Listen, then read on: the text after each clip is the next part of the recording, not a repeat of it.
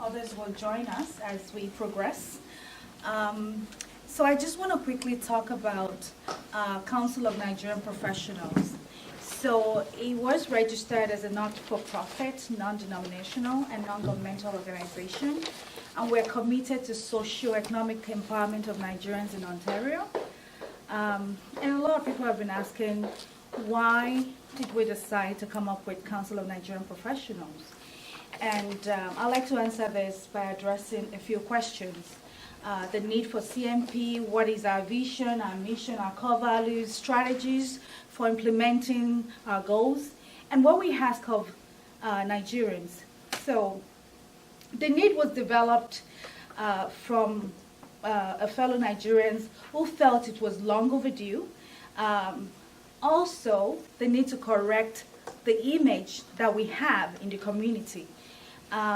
We tend to hear a lot of negative things about Nigerians, but the thing is, if people that are not negative are not talking, the negativity will tend to take control.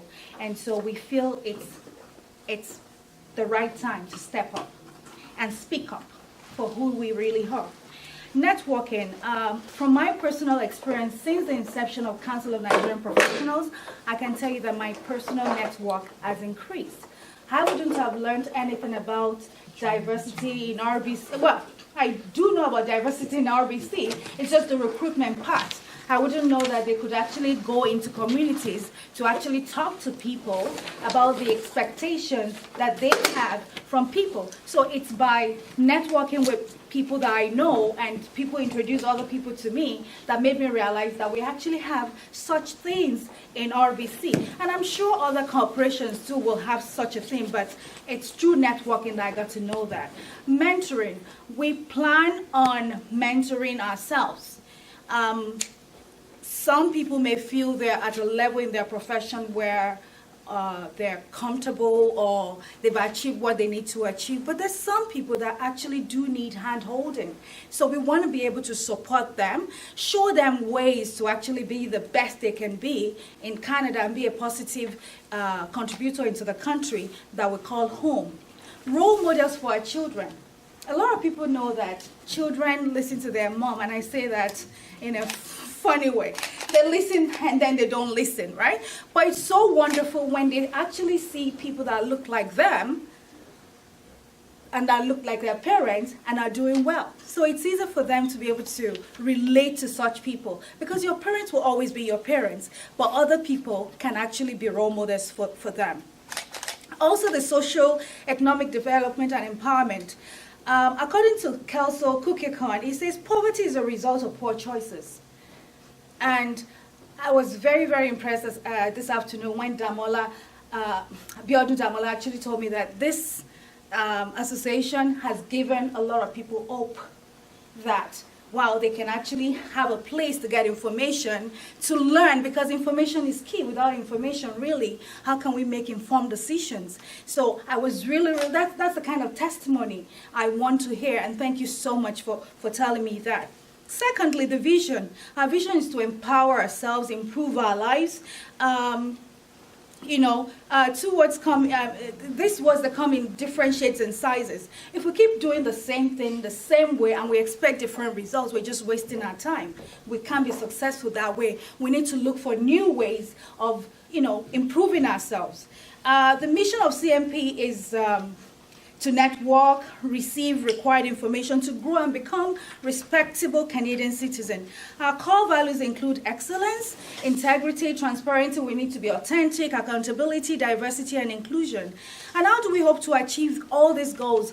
One of the ways we hope to achieve it is events like this, having workshops to give information, having seminars, networking, having events, different events, to develop our skills and, various types of engagement. And finally, you and I.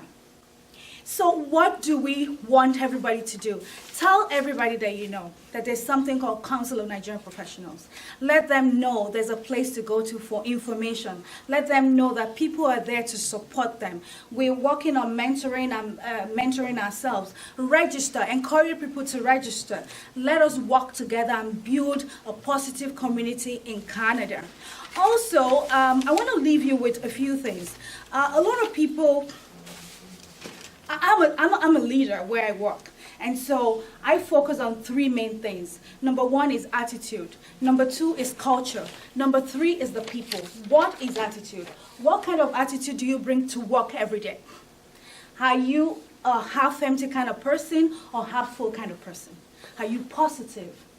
Do you have a fertile mind? Are you open? Are you flexible to build on whatever you know? Are you willing to unlearn what you've learned? Because things are changing around us. And if we're not changing with time, guess what? We're going to be left behind. I love BlackBerry, and I still use BlackBerry. Yeah, I love it. I'm a Canadian.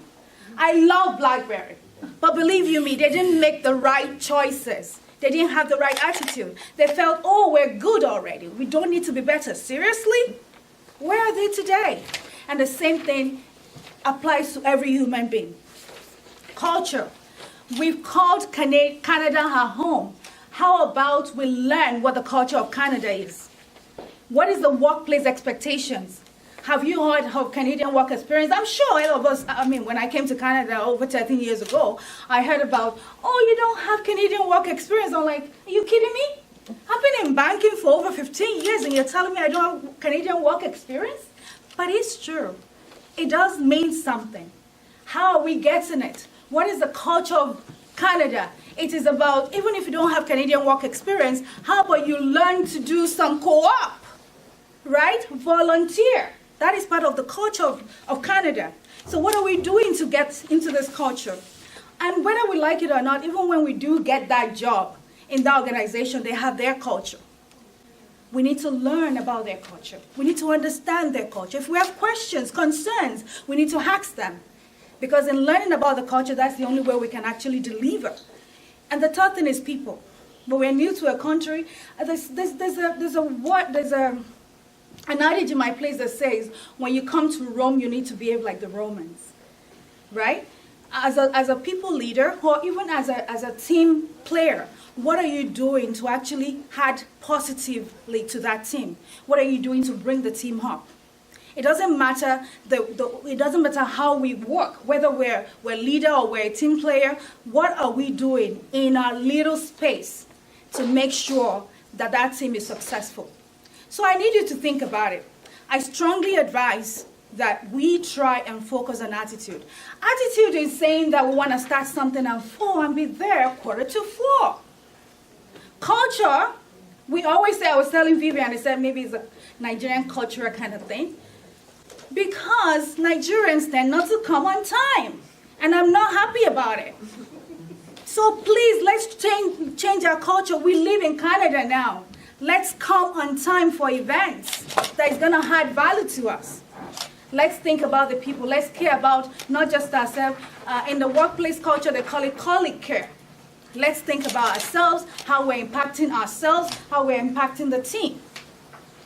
I leave you with this quote from Paul Coelho. Maybe the journey is not so much about becoming anything. Maybe it is about unbecoming everything that is not really you, so you can be who you were meant to be in the first place. Thank you very much. I hope you enjoy the rest of the event.